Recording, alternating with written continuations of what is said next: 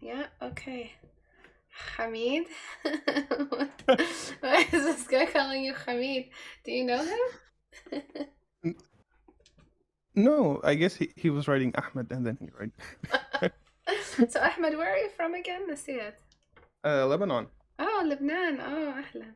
I used أجل to أجل. I used to be able to speak the لهجة اللبنانية, but it's so complicated. I couldn't learn it. Like I couldn't really pick it up. No, it's okay. It's okay. Most شو people عم make fun of it. تحكي؟ That's شو عم تحكي؟ شو عم تحكي؟ That's why I تبولة. like. Oh my god. That, that's why I like to just speak in Fusha because Yeah, no one yeah. can make fun of me then. Well, no, we're not making fun of you, Lebanese. We're just talking. Okay, Yeah. so let's get started with today. So as I had originally planned, I was gonna pick the winner for today's critique hour, and I'm really happy that it all worked out so that I could have the winner speak with me today for the Halloween critique hour, which was my goal. So guys, I'd like to introduce you to Ahmad Jammoul. He is the winner of this month's critique hour, and he's the one who painted this one. Go ahead, Ahmad, introduce yourself. Hello everyone. How are you all doing? Thank you so much for having me. I'm really glad to be here. I'm so Uh, happy that you had fun with this. yeah, I had a lot of fun with this. I really pushed myself to make this one. Yeah, it really looks like you did. I'm so proud of it. I'm going to start off with some very simple announcements. So to get yourself into Critique Hour, to get into all these challenges, to submit stuff even outside of challenge season, to just submit your stuff for critique, go to istebrak.com and click on the Reddit icon here. Let me just share my screen for Ahmed.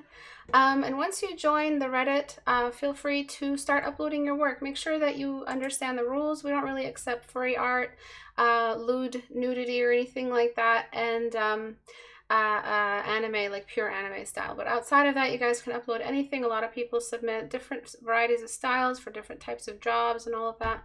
And everything is critique. Everything is accepted. Okay, and then one announcement. If you guys are enjoying today's classes, you guys are enjoying the channel, please consider supporting on Patreon, even for just $1 a month.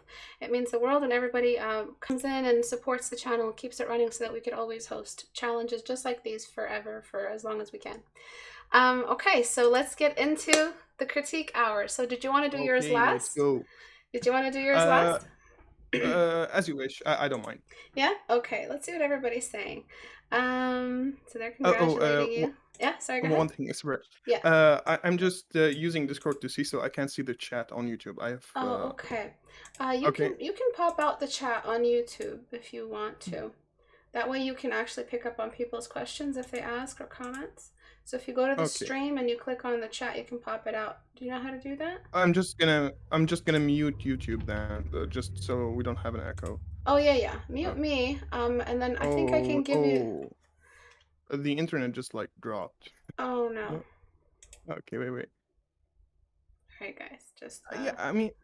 I sent you. Yeah, I guess it's fine. Okay, let's keep going. I'm sorry, guys. Okay. Did you pop out the chat? That way you're not running the stream and sharing your bandwidth between my Discord screen and the stream website.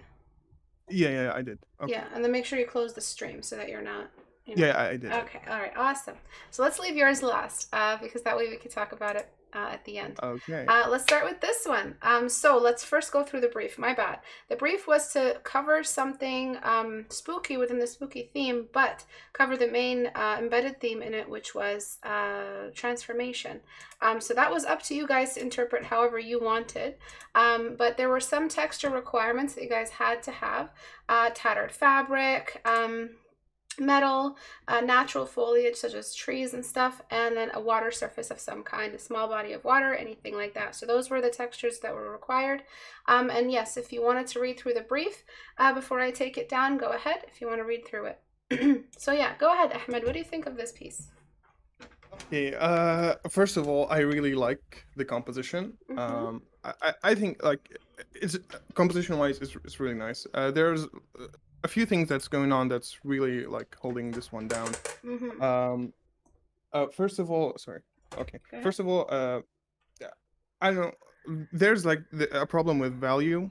The character is supposed to be like silhouette on a darker on a lighter Mm, background. mhm, But because of the light environment, like the light flooding the head and the staff, and the light flooding mhm, from the cauldron, the silhouette is lost. mhm. So a lot of the edges are lost. I As for agree. the pumpkins, uh, he did like a great job leading our eye into the cauldron with the Mhm, staff, mhm, but then he lost it. mhm, Like, he lost because of two reasons, in mm, my opinion. mm, One is he didn't eat as much. I don't know. mhm, They didn't eat as much pumpkins, and two of them are making an awful tangent. mm. Anyway, Oh yeah. uh, but anyways, they didn't eat as much pumpkins, and the effect that they did, like the flow, the arc, if you know what I'm saying, like Yeah. there's an It's. inverted U shape. Yeah. Mhm. This is leading our eye away. So we're led in, then led out. Yeah.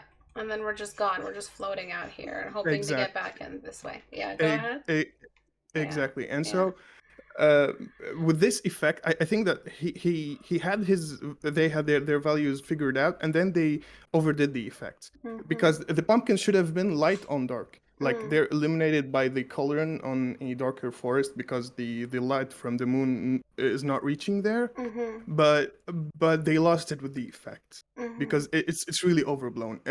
These are, I think, that the main things Mhm. that need to be addressed. I agree. Mhm. Composition wise, sorry, did you want to add some more? No, No? go ahead. Okay. So composition wise, I agree with you that it is it feels clean.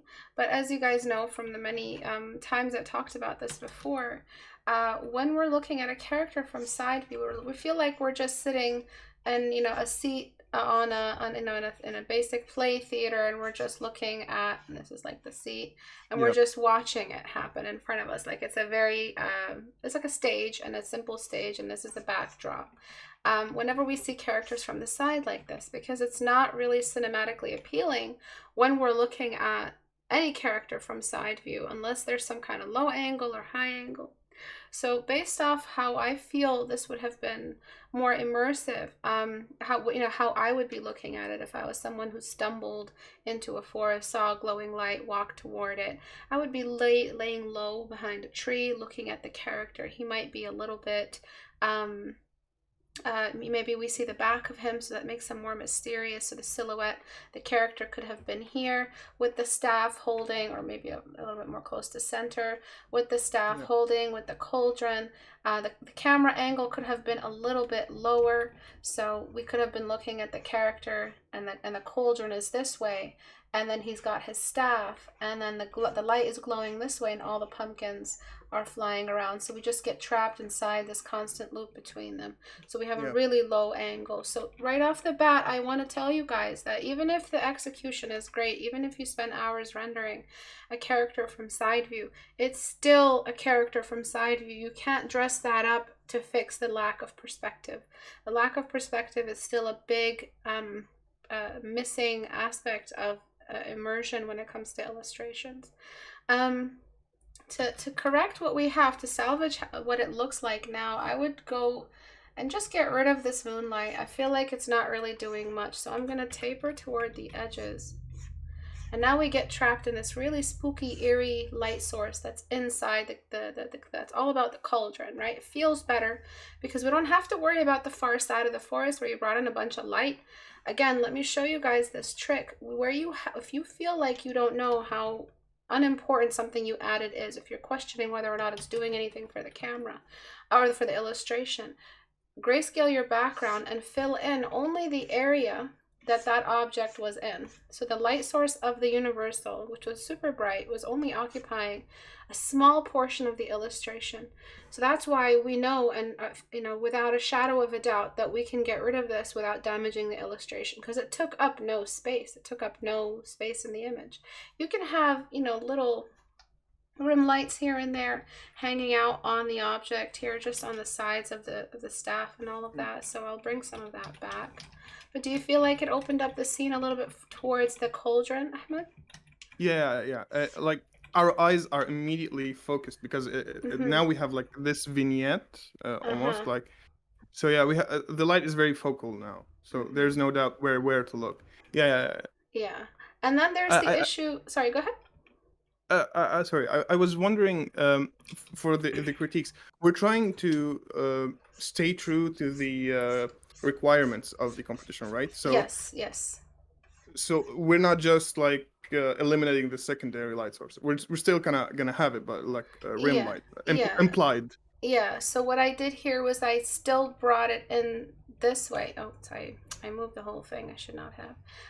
So yeah, I still erased in part of it. I still kept that rim light, Yeah, that bounce light. I still kept part of it. So I still want to stay true to the artist's original intentions. But it's just so that we're not damaging the illustration for the sake of staying true to the description. We still want to promote the description. I mean, promote the illustration, just a yeah, standalone. So then we're gonna move everything over a little bit because it really felt like you not only made space for that secondary or primary light source from the moon, but not primary in this case, but you brightened it too much on the far right corner, far left corner. All of that was damaging the composition in my opinion. So I'm going to just darken that back here. Another thing I want to add, again, stuff that is decoration. I consider it decoration. I don't really consider it stuff that'll save the lack of perspective, but definitely stuff that'll add intrigue, is little shadows cast off the pumpkins as they fly over the cauldron. I think that'll help a great deal because right now, if you've noticed or not, Ahmed, the pumpkins aren't interacting with the cauldron in any way. yeah, yeah. They don't get any of the light from the cauldron. They're not Or casting cast any shadow. shadow. Yeah, Yeah, or cast shadows, exactly. They're not really doing much. So I'm thinking maybe if we added just a small interaction with them, it would actually help. And where did you see those tangents earlier that you mentioned? the big and medium pumpkins, they're like Uh-huh. hugging each other. Oh yeah, right on the edge. Yeah, yeah. Yeah. I'll try to fix that. Yeah, I can't really see it from here, but I Mm-hmm. guess there is no actual volume shadow on the actual pumpkins, like Yeah, the core the shadow. yeah, the core shadow. Yeah, I'm not sure if they're glowing or not. I'm not sure if they're part of any like magical element in relation to the cauldron, so that's why I'm a bit iffy with that. I believe the artist intended that the wizard is making this transformation happen, and the pumpkins are emerging from From the the cauldron. cauldron, yeah, because you see the Yeah, splatter there. So yeah, I'm just gonna throw a bit more of this glow so that I could promote the shadow even more because we were missing some stuff. So I've got a light layer and a shadow layer both trying to establish this cast shadow, which will look cool because it'll again draw the eyes back towards the cauldron. Those little shadow lines will work like arrows that drag all exactly. the views back. Darken.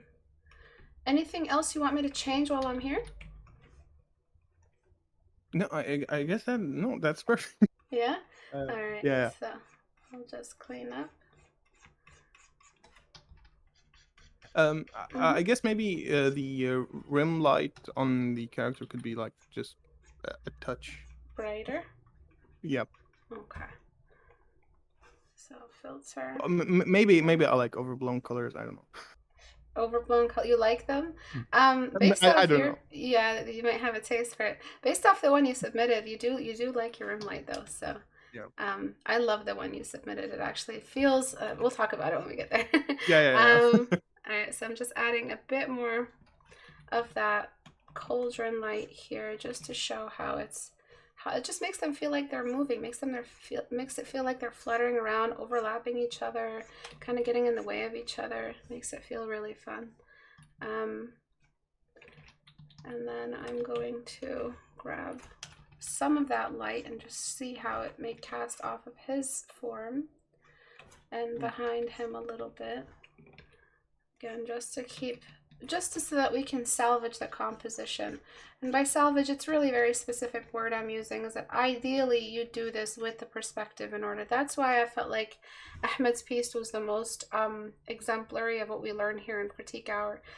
It's the fact that it was really taking advantage of cinematic storytelling and it felt like we were rising with the character. Again, I'll talk about it when we get there, but that's why I keep comparing it back to it, because this is what my ideal is in storytelling. It feels like we're watching a transformation. You know, we're here, it feels like a good illustration, but it also feels a little bit static, and I love that movement, and that's what I'm always trying to show you guys in Critique Hour. Yes. So just a little bit of light stuff, and again, it's not one of those classes where I'm trying to show you how to fix. Again, I really want to stress that you can redo this illustration if you want to, but at the same time, these are the tricks that can help correct it. So before, after, and then as for the pumpkins, I feel like, well, first of all, you have a foreground here that's really hard to notice because you've got almost no atmosphere at all in front of the sorcerer. Okay, so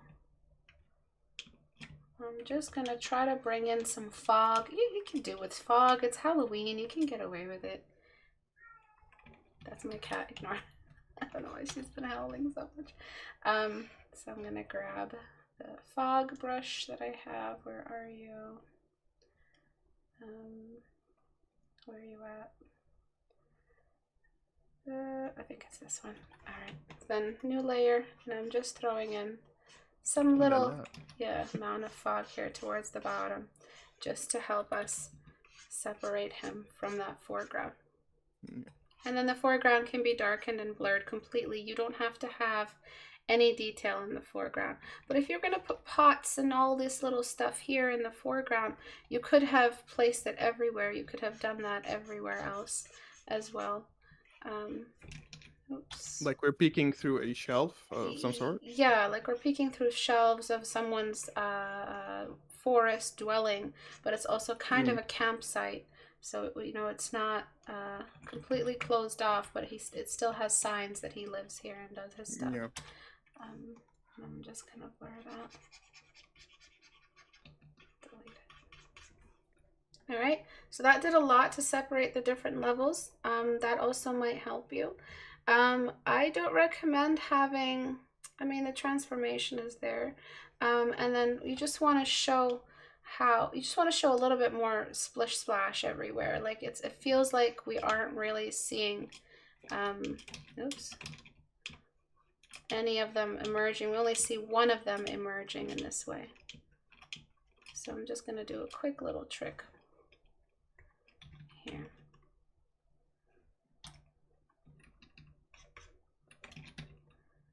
Any questions from the viewers? Any questions at all? Because to my mind, the potion is too bright.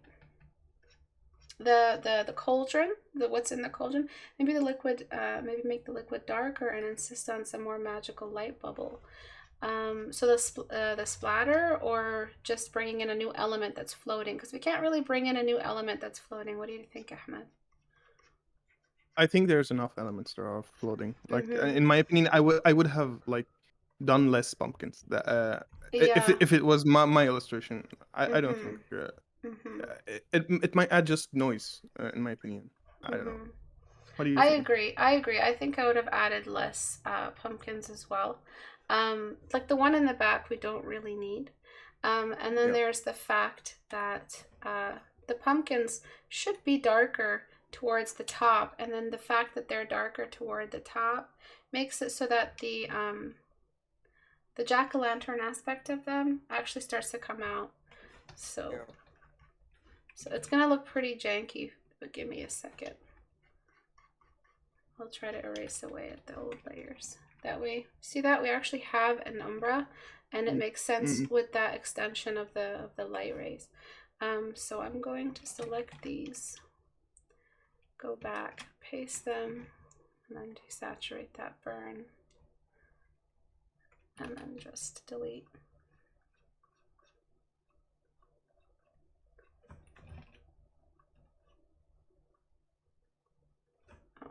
I don't know if this one was sad looking. Oh yeah, it was.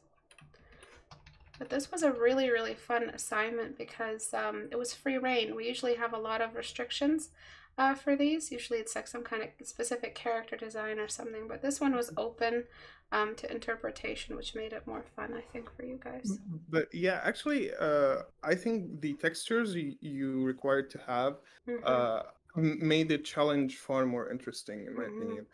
I remember in the beginning you said a selection of, and I asked you how many, and you just Yeah. said all All of of them. them.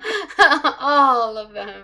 Um, yeah, so that was pretty much what I wanted, is that I wanted an assignment that shows off your guys' skill level in your portfolio. That's what these assignments are for. You're not really going to have an interaction with that texture unless someone forces you to. That's what I learned from freelancing, is that there was some shit that I was never going to study unless somebody forced me to do it. And it's Yeah. stuff I would never have done on my own. I I'm mean, kind of, this is mm-hmm, why competitions are so important, because yeah, they make us push ourselves. Like yeah, there's a lot of things that I wouldn't have tried in my illustration if it wasn't for mm-hmm, the competition. mm-hmm, Yeah, mm-hmm. That's really exciting. It's the stuff that I would have loved to have in my, in my training when I was younger. And that's why I want yeah. to make sure that I have these things here. I want to We're just put so a couple lucky. more pots and pans. I don't want to. Oh, you're so sweet. I want to put a couple more, but just to show you that you could fill it up. You could show some hanging stuff, but it feels like we're just adding more sprinkles on something that would have been really improved had you changed the perspective and made it more dynamic. But let's move on. The painting would benefit so much from a top-down view. Yeah, top-down, bottom, anything that feels like we're either looking at the smirking face of the wizard or looking at the cauldron bubbling. Anything where we're actually looking at not a middle ground stage view between the two, because no matter, again, how much decoration you add on, it's not really going to fix everything. But these Yeah. should have helped you. Let's move on to this, not that one, this one. What are your thoughts on this Oh, one? this one. Okay, the first time I ever saw. Okay, first of all, this is a gorgeous Mm-hmm. piece. I agree. But the first time I saw it, I thought to myself, why did they feel the need to have 4 frames inside one illustration? Mm-hmm. I Mm-hmm. I, I know, maybe it's their choice. They like to do this kind of stuff, but Mm-hmm. to me, this feels more like of a storyboard than Mm-hmm. an illustration. Like, Mm-hmm. uh, Or a this is poster. for yeah, Yeah, yeah. yeah. This is like 4 frames combined in one. Mm-hmm. Uh, Mm-hmm. I don't know, maybe, but I'm a sucker for like intimate storytelling. Maybe I would have zoomed in like very closely on the two characters, and have like the skeleton emerging from her face. And yeah, definitely I would have Mm-hmm. included some of the guy behind the tree. Yep. Mm-hmm. Mm-hmm. What? Where are Uh, my brushes? Oh. but I don't know how much that would have helped the like the artist in the competition. Maybe I don't know. Mm-hmm, mm-hmm. Because yeah, it was an illustration. So illustration is a bit vague sometimes, because when you say, "I want to be an illustrator," and you want, like, you have that in your goals and it's your dreams, and it just falls under any category really. It could be book covers, it could be comic book Exactly. covers, it could be actually painting and sketching comic book panels. So it could be anything, but that's not really what bothered me. That it wasn't really full on illustration, cinematic. It was all of that. It was that a comic book cover type of situation, but it was completely offset. So it did feel fragmented, just like as you said. It does feel like we're dealing with 4 different illustrations. And the way you know that for sure, the way you could test that, is take a look at this. It looks like it's its own illustration. This looks like Exactly. it's its Exactly. own illustration, maybe with a little bit of extra breathing room. Um, oopsie. Even the one in the back, the Yeah, half transformed ones yeah. are yeah, These look like they're two, battling characters. So he did try to do, she or she did try to do everything at the same time, and that was the problem that I had with it. So in order to not do that, in order to limit that, what I want to do is try to bring everything together somehow, and make it feel like a good book cover, yeah. or a comic book cover where it includes all the characters. It shows how they're all entangled in one plot, and it might help the scene on a little bit. You know, So, how would you have thought about it? Like, mm-hmm. what would have been your approach? If you like really wanted to have 4 separate stages in the same It has to illustration. be narrative bound somehow. The way I see that, let's say like it was 4 seasons and a similar character, but you had to show the 4 seasons. For some reason, you were commissioned to do that in one illustration. You would Yeah. just cut the piece into 4 sections or have some kind of common denominator between them. So let's say it was a character where you did have 4 scenes and it was the same character in 4 different aspects of the image, but you had a branch or something moving through all of them showing the season changing, and then have that be a part of the title, have that be a part of the composition. There is Yeah, no it would have been. sorry, go ahead. Yeah. No, no. It would have been like, in the way you described it, it would have been perfectly like a book cover, Yeah. like a perfect book cover. Yeah. Yeah, so it would have been like fall, winter, spring, summer, and then the branch would have changed with it. That's just an example. But in this Yeah. case, we look back at here, there's nothing really connecting all of them together. There's no something similar to a branch other than the Grim Mm, Reaper here. That is something that's connecting the two of them, but these still feel so separated, and this tree just feels yeah. like it doesn't follow any rules of physics, any kind of lighting at all. So that's why that's the main goal today, isn't to make things look Mm, better or more realistic. It's just layout, and this is how much effect yeah. layout has on an image. Mm, So mm. I'm just gonna clean this Yeah. up. Sorry, go ahead. So in this types of illustration, sometimes Mm-hmm. being going the realistic way actually hurts, Mm-hmm. Mm-hmm. damages the image. Like in this one, if he had gone like more graphical or symbolic, like maybe ha- I don't know if it's like a movie poster in my mind, but like 4 stages and 4 corners with like embroideries and stuff around them, Mm-hmm. and the poor man and the like golden embroideries. I don't know, Yeah, but yeah, like like. symbolic or abstract. It was more like an Yeah, abstract yeah, more interpretation. graphic. Like Star Wars posters or something like that. You don't Yeah, actually yeah, see an yeah. actual scene. You just see, yeah, I get what you're saying. I agree. I think realism would have confused things a bit because it would have been like, are we looking at a real scene? Is this happening? Because realism does that. It makes you feel like you're watching something that's actually happening. Um, Yeah, I mean, you don't look at a Star Wars poster and see, is Darth Vader huge? Like, no, it's is he just that? big, dude. Is he that really that big? No, no, but I get what you're saying. Yeah. So realism would have damaged it definitely. So I'm gonna get rid of the Grim Reaper here. I'm gonna bring him back in a second, and I'm just trying to center this because it seems like they're lovers. It seems like they're dealing with some kind of plot situation, and she's trapped, and he has to save her from something death related. So what I'm gonna Oh, do is, yeah, go ahead. I remember the artist writing that she is the Grim Reaper, the Grim Reaper. Uh, Oh. like he lure she or I don't know in this case they lure in like unsuspecting travelers and like adventurers, and Okay. yeah, Okay. Okay. kind of like Makes a sense. succubus. Yeah. Oh, makes sense. Makes sense. Oh, this is her transforming into. Okay. All right. Now it all makes sense. Alrighty. And so now I brought the Grim Reaper closer between, so it actually looks like he's entangled in. Something I did want to do when I was looking at these before critiquing them is I actually wanted the Grim Reaper to kind of be behind the tree. This Grim Reaper to kind of be behind the tree.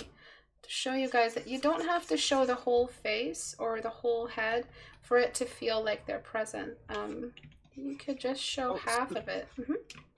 yeah, sometimes hiding things makes it far more interesting. Like Yeah, you're asking the viewer to think about it, to like actually feel exactly. that moment.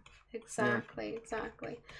So the arm, you could move the arm, obviously, but I'm just going to kind of force it and bring the dagger closer and then hide this part of the arm under the rest of the hood.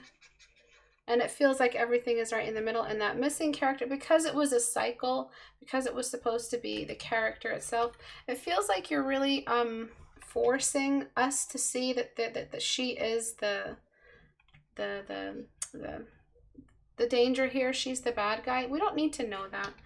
We can assume that she is the bad guy, and you can do that through different ways. You don't actually have to draw her kind of anamorphing into the bad guy, into the Grim Reaper. You could use some kind of elemental direction that shows us that she is slowly becoming the Grim Reaper. So you could show how the Grim Reaper here right behind the tree is, see what's happening with her fabric as it's slowly becoming apart. That is enough for Yeah. me as the viewer to start thinking something's happening with her. She seems to be disappearing. What's happening? And it feels Yeah. like we're actually watching the show in front of us. We're asking questions. So you don't actually Yeah. have to show every frame. It kind of feels cheesy when you show the character transforming into the bad guy. You've just told us everything, and we don't need to know everything. Yeah. All right. As for the light environment, you really could give us a silhouette or something from the background. Anything that separates this whole trinity here from what's happening in the background. So I'm just trying to darken the tree. And then just want to focus on the light outside. What do you think about the light environment? Sorry, Istebrak. Oh, I don't know cut what's out? going on. Like Oh, you cut out? yeah. No, Okay. for like it's coming and going. I don't know what's going on. It's okay. Can you hear me? Can you give me 1 second so I Sure. can go check if someone's breaking the rules? Okay, good. Take your sandal with you. All right, so I'm gonna actually lighten up the shoulder here. Breaking the rules. All right, and so you guys see what I'm doing here, right? You see how I'm trying to involve the background to make it seem just a little bit like it is a scene that we can look at, not necessarily realism, as Ahmed mentioned, which is true. It does limit the scene to have excessive realism. It's just a little bit of atmospheric control, just to show what's happening as in this particular time of day, in this particular spot in the forest. So if we add just a little bit of realism to that tree, it does bring things together. If we treat it as one individual little pocket, little pocket of event. With light and everything, like it's an individual illustration, even with the abstract title page. Okay, so I'm back. okay, The welcome internet back. it's just being bad. I don't know. It gave me like Okay. 5 minutes of grace. I don't know. That's okay. But yeah. Did you want to just keep trying, and then whenever it stops, it stops? No. I think like there's nothing that I really can do besides like minimize the use of it. But yeah, I don't know. Yeah. No, but I mean, like, do you want to just keep critiquing and see if it? Oh yeah. Of course, Okay, good. So what I did here, as you can see, I got rid of the two characters. I kept it all about the Grim Reaper and this connection, this magical connection between the Grim Reaper and her. Which does seem mysterious. I mean, it does answer some questions, right? I make some questions, raise some questions. That there's a green light, and we know and recognize this green light as a symbol of it's an ominous symbol. So it's making us so it's making us create that connection between them. And I'm just gonna exaggerate it just a little bit more. Go ahead. Do you think it would have helped if her dress was actually black or was also black? I don't know. Well, if she's a succubus, she's gonna dress her up as innocent or dress herself up as innocent. Nothing's more innocent than a virgin tied up, so white helps create that feeling of innocence. But the fact that the water under her is blue, that turquoisey color, that the connection between the smoke and all of that, I think that's doing enough. And then I'm going to, so the problem with this guy is that there's no foreboding at all on him. There's nothing that's telling us he's in danger. The number one way in a story to show that a character's in danger is to show less of them each frame that passes. So I don't know if you guys have noticed this while watching movies, but a character that's about to die in a movie, something about them starts to change in the way they're framed and the way the cameraman works with them. We see parts of their faces not really shown in a shot. You know what I mean, Ahmed? The character starts to feel a little bit more, uncomfortable to the viewer. So those are tricks to show that something is in danger. We already feel like they're dead. So that's something I'm trying to do right now. Is I'm trying to, other than the fact that the actual Reaper is on him. Sorry, go ahead. I don't know if this would have helped, but could you like try to hide half of his face like behind the tree trunk? Maybe like he's just reaching his arm forward, like his other shoulder is like behind the tree, maybe. The I man don't know. or the Reaper? Yeah. No, the man. Oh, the man. Behind the tree trunk, I'm not sure. I feel like he'd be sneaking up on her. I feel like he's sneaking up on her. If it was Yeah, that would have behind the made tree, sense. Yeah. yeah. The torch. The torch is a little bit overlapping his leg. I'm not sure if this was in the original or if this is just after I erased and layered everything. But I'm gonna go ahead and put the torch to the side so that we start seeing some nice secondary light source. So we see the blue of her ominousness, and then we see the light, the yellow light of his innocence, which is actually a really nice abstract way. It's not full realism, as you mentioned, which is a great point. It's something in between that gives us that clean storytelling. Yeah. What do you think about the like the sky, the color of the sky behind I like them? the pink. It feels like it's a dusk. It's also a little bit romantic, so it shows that that's maybe what she's doing to get these men. It feels like that pink and that lead character. What's her name? That horrible lead character. I forgot her name, but they also use that pink on her. It's almost like yes, it's not a friendly pink. It's a more of a dangerous pink. It's a purple pink. It's Yeah. not warm or rosy that you'd give an innocent character. It's down here Like somewhere. like a toxic flower type. Exactly. So that's what I'm trying to do here. Oh, I think I should tell everyone that I had to close the chat because of the the internet bandwidth. problem. Yeah. Yeah, it helped a bit. Yeah. Okay. I'm sorry, guys. And then I'm going to cast a shadow off his arm. So I'm going to erase away at his arm. Now that I've moved the torch, I'm going to erase at the arm a little bit. Erase here. Just to show, the torch is what's lighting him. And then show where the shadow of the arm is. Erase at his face a little bit. And that should help us create that nice mood and just bring that torch back in. So now that we have everything laid out nice and clean, what I'm going to do is just bring in this golden light from the side here. Ooh, wrong brush size. And then I'm going to delete away at that so that I could get that foreground shadow. Let me try 5. Any questions? Oh right, Ahmed can't see the chat. Way less overwhelming. Good.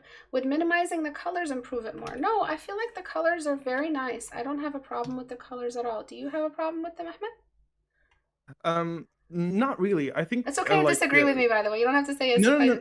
Yeah. No. Yeah, okay.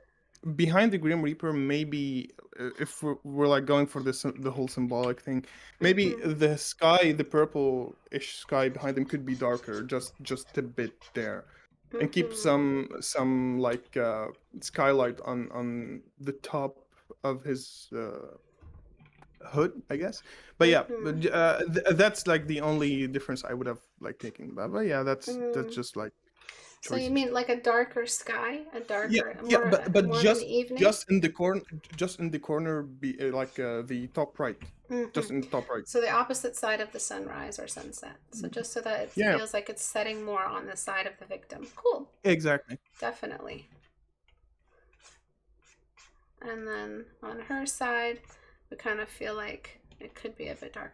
Let's just do a test. Sometimes when you're in trouble like this and you're not exactly sure, do a complete test. Darken the entire sky. Feel like that you've pushed it as far as you can, and ask yourself, do I really need to go this far? Can I go somewhere halfway there, or did I ever even need this change? So we've darkened the whole sky. We can see now it's just limited to the lower half. It's limited to their interaction, and there's no establishing shot. Establishing shots in movies are used to set up that sense of, where is this happening? How is this happening? Where does she usually hunt? So it's in the forest.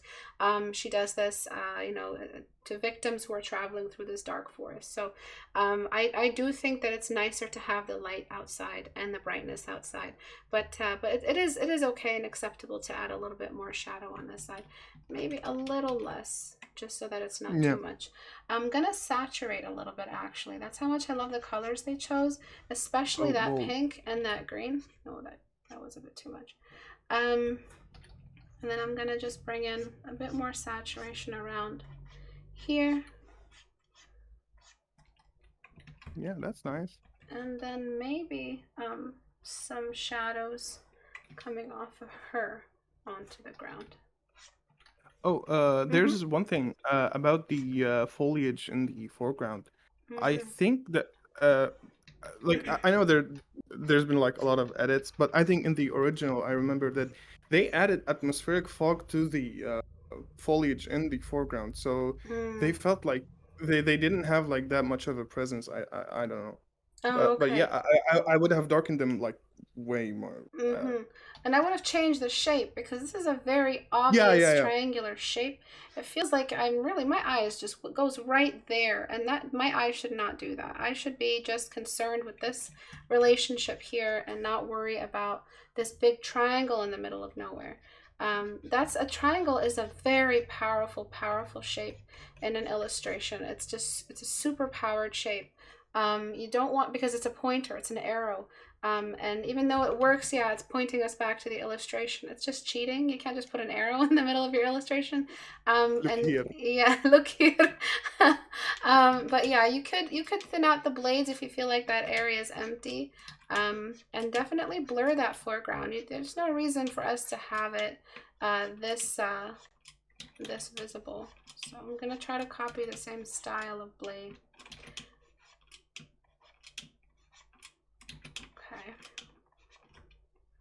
And then they're all pointing back to this event in the foreground. Yeah. Don't want them to be super symmetrical.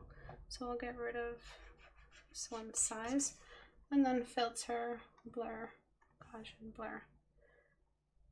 But now they are still pointing at the character, but now they're like less obvious. Yeah. Like they act more as a frame than actual arrow. Yeah, I would still really spend time, because now that they're all pretty much the same size, they're still a bit boring. I would spend a bit more time figuring out different swamp life, different kinds of plants you could use that Some happen. branches, maybe. Yeah, maybe a cattail, something like that. You know, little leaves.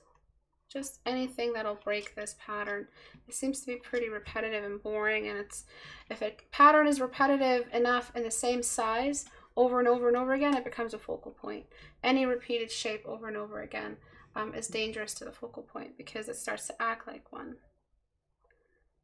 So almost done with this one. And then to show the transformation aspect, so I know we missed out on this transformation aspect now that we got rid of the other girls, you could really just spend time on this particle effect. So how do you usually execute particle effects, or like fog or dust or something like that, Ahmed? Oh, I suck at these. Okay. Okay. But how do you usually, wrap your head around it? Go ahead. Okay. As if you're teaching someone who's never done it before. Okay. I try to think about them as much as I can. I try to like approach them as volumes, like as actual shapes, and then like it depends on what is it. Like if this is fog, for instance, like I think about the flow of it, like these shapes, these volumes, and how would I make it flow, and then I just carve away at it. I don't have like a very set in stone approach to like particles, effects, and stuff. I just what I usually do is I start with a base, some sort of base, and then I use like textures and stuff. Almost like it's not photo bashing, but like somewhere in between photo bashing and actual painting. Yeah. I actually use this technique a lot in my painting.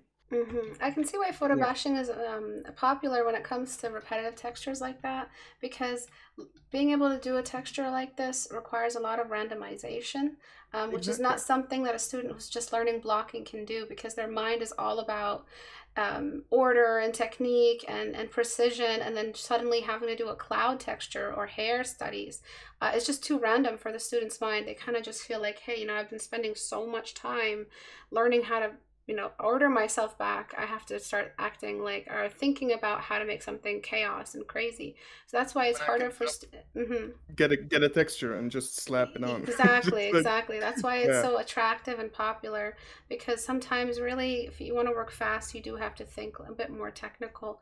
You don't have time to spend 2 months learning the ins and outs of smoke and all of that.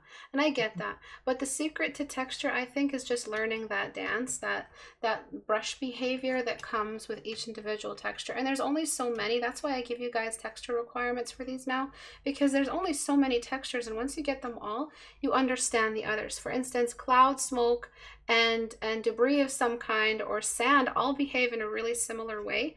And once you know one, you know the rest. Hair, fabric, once you understand how gravity works with that, you know how to paint either one. So it's always good to try your best to learn the ins and outs and behaviors of each texture. So what I'm doing is just trying to show how her form, her body, the rim light on her hair is slowly starting to become phased in with this character. So it's starting to she's starting to disintegrate, or she's starting to... Yeah, so you're using colors from her, like her hair, her like golden hair, and slowly using it as a gradient into the green. Yeah. And that's how, you don't have to think too much about it. Sometimes over planning your palette gets a little bit stressful because you're trying to plan every little motion. Once you have your main palette in here, you can do it pretty much anything as long as you keep connecting. That's why I use that color wash and darken wash all the time, because once you have your palette, you know the answer to every question. And once you know the light source of the color of your light source. All right, one thing that I want to do though is that her face is not ominous enough. So that ominousness, something that we could do to connect both her and the Grim Reaper to complete the story, is that the shadow on the Grim Reaper's face could be the same shadow on her face. So we give her a half shadow. And as you know, through anime and different shows, that half shadow is very ominous. It kind of tells some kind of coming danger. So we could throw a little bit of a shadow on her face. And she is facing away from the torch. Sorry, go ahead. Yeah, it's like a classical way to tell like this character is evil, just half face and shadow. Maybe like sometimes like the top, sometimes the side. Like, or that classic light, like from a fireplace, or from a from below. Yeah, from below. Yeah. Like creepy campfire stories. So that's really starting, that added that ominousness to her face quite a bit, because now we're like, what the heck, what is she part of this? What's she doing? She looks pretty dangerous to me as the viewer. Another thing that you miss is kind of the tattered fabric, which could really help us connect her back to this character. So I did a quick little motion, and then just getting my smudge brush to do the rest. Any questions at all from you guys? Are we using her blue shadow as light source as well? No, because that is more of like an elemental material blue glow, and this is an actual flame that we're looking at right in the image. It's telling us, hey, I'm a light source. So you don't have to, I know the light is the god of your image and does everything, but you don't have to treat every glowing object as a light source sometimes. It's nice when you have multiple light sources all battling, and it looks really pretty and harmonious if you can get them to work together. But this is more of a material. This is what the ghoul is made of. And we have had, moments of glow here and there, but this is like sort of the main and world light source within this scenario. Did you want to try answering that question too? Would you make this a light source? Would you make her glow hit him? What do you think? Oh, I think we lost Ahmed. Oh, no? No, I'm here. Oh, okay. I'm thinking about it. Like, if I were to do that, I would have darkened the sky, definitely. But I wouldn't have wanted anything to compete with that. And definitely, like, the green would have not just been like shy and coy and like green, like it would have been like illuminating the tree, the bottom side of the tree that we see. Let me try. Like it would have been like really glowing. So I'm throwing quite a bit in. I don't want to throw off the symmetry, because we have a glow here, we can have a glow there. Maybe we can bring some of that glow over the Grim Reaper to show how they're the continuation of that falls right on I him.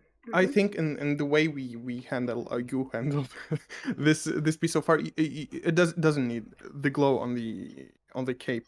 Like Yeah. it's working just fine now. But yeah, if I were to consider it a light source, I would have darkened the Yeah. entire thing. Yeah. Yeah. It, And I'm going to use yeah. just a little bit of that green on everything else because it is a dark theme. So anywhere where we're not getting direct yellow light, I'm just going to use some of that green on the character himself, just because, again, it adds that effect that he's about to get taken, but also that that the colors are harmonious. We don't just have random daylight tunic color that makes no sense. We can also add his shadow to the tree, which I will try. I'm not sure if I can pull it off, but that will also add that long shadow film noir effect that might make it look even more scary and foreboding. So darken that, put it on darken, lower the opacity a little bit. Those long shadows are always spooky, so use them whenever you're doing any kind of Halloween type deal. Yeah, sorry if I'm being a bit silent, but I'm really into okay. it. I'm just like a student. Oh no, I completely. I'm there with you. I totally get it. I'm having fun too. I love challenges because there's just so much storytelling and narrative. It's just my favorite thing to talk about because it always goes back to light when it's about narrative, and I love talking about the light. Yeah. And I'm very well behaved today, as you can see. I'm not my usual crazy self, so that's nice too. I have somebody here to kind of police me. Well, I'm a terrible guy to police someone. we're all here. We're all rule breakers here. And then I'm going to, especially Arab, two Arab boy and girl talking together. What the hell? This is haram. And they do art. They're not a muhandis or a teacher, like we or a are nurse. going to hell. I'm not a nurse, and you're not a muhandis. What? Actually, I am a muhandis. What? Really? Wow. Well, that makes sense. A muhandis. What? How do you say that in English? Architect. So yes. yeah. Actually, yes. How did you get? How did you guess? Yeah, so yeah, he's an architect and I'm not a nurse. But usually those are the typical jobs for an Arab woman and an Arab man. And instead of that, we're both here drawing cool, ghoulish characters. So we broke all the rules. That's so funny. Yeah, the unfortunate part is that architecture was actually my choice. I like, okay. You know what? I'm gonna go to architecture school. My mom was like, don't do it. Oh, really? Well, if it's something you want to do, obviously do that. Go for it. Do the thing you want to do. But usually in Arab families, if you're not any of those, what do they call them again? Those jobs, math, sciences, mechanics, and something else. Those boy jobs, if you don't pick those, you're just like disowned. Yeah. But I'm going to add a bit of a limitation here for this light, just so that we have that little bit of glow effect. And then just a tiny little kind of like beam of light running across it's kind of in the opposite direction you did, but I feel like I don't want anything cutting through. What do you think? I feel like we should change the angles of the light bar, of the bars of light on the thing. Okay. If I would have chosen that, like I would have, I don't know, like I would have darkened the blade. Like I would have like considered like the blade is reflecting the bottom side of the tree from this angle, and the flame is actually below. Under it. Yeah. Okay. Yeah. Okay. Yeah. So that's a good point. That's a really good point. Let me go back, and then I'm just gonna add that little thing I added. Oh, son of a. I'm gonna close the door real quick. Okay, go ahead. 1 second. Okay, and then I'm just gonna darken this blade. So that was a good point. It shouldn't be bright. Sometimes when it comes to metal objects, I myself have issues. I feel like, how much do I really want to darken it? I just want 2 little bars of light. Is that really what I want to do? So even I have issues with metal objects. Don't want to make it that dark. I think that's too dark. Yeah. Something somewhere in the middle. That, I think. And it's these 2 extra bars of light that are really bothering me because they're almost symmetrical with the ones underneath them. I feel like we don't really need them there. We just need No. a nice clean bar of light coming through, kind of catching the sheen of the environment. And you could bring in the light environment color on any metallic object. It might help. Yeah. And then For me, the flatten. process of doing like metallic stuff, that Mhm. I treat them first like as a regular opaque non-reflective object, Mhm. and then I start to like dabble in some really sharp reflections. And if I think like Mhm. I need to blur them out, I do. And in the end, I add the environment color, so it will like tie them all back together. But So yeah. which environment color are we adding for this one? Is it Mhm. the sky color? Let's try them all. Yeah, yeah. So we're just gonna add the sky color here, which looks okay. There's also the green, which kind of adds to that magical effect. Yeah, That's nice. too green, I think. Let me just. Istebrak says it's too green. Ahmad, nice, nice. No, it's not. No, it's not nice. No, I changed my mind. Just as long as you agree with me. And what do you think about the green? It kind of ties things together because it puts some green on Yeah, this side. yeah. It Yeah, balances the yeah, image, I think. I agree. And then I'm just gonna desaturate it just a bit. I'm looking at the navigator while doing so. And let's look at the before and after. You guys ready? I think we spent a lot of time on this one. Yeah, This was fun. yeah, it was. So before, after. So I did Yeah. crop. Let me crop. Alright, so before, do you see how it was offset? And he's right. There was different moments, different parts of a movie, different illustration in one, different illustrations in one big illustration. You want to have a little bit more of the unification between all the Yeah. characters. I don't feel like we needed to see her because the other girl, that versions of her, because we can see how is she related? Is he sucking her life out? Then why is she tied up? And why is he about to die? Right? So Mm. it's actually really really fun, and it makes you think. And that's my favorite type of illustration, the Yeah. one that makes you put the pieces together, kind of like a clue, in each section of the illustration. Let's move on. Yeah, STEM. Yes, STEM field. That's what I was talking about earlier. This one is very Mm. interesting. Mm. Let's talk about it. So a lot of the rules weren't really followed. The textures, not all of them are there. Tattered fabric, yes, but no metallic surface, which is fine. I feel like they were gonna do a metallic surface, but they ran out of Yeah. time. I believe they said there were enough time. Yeah. Yeah, yeah. So go ahead, Ahmed. What are your thoughts on this one? I'm curious. Oh, okay. The first thing that just like I don't know stands out to me is like Mm-hmm. the how repetitive the trees are in the background. Mm-hmm. Mm-hmm. I know like my eye is immediately drawn to patterns and it looks Mm-hmm. very patterned. I would Mm-hmm. definitely fix that, and I wouldn't have lightened the forest.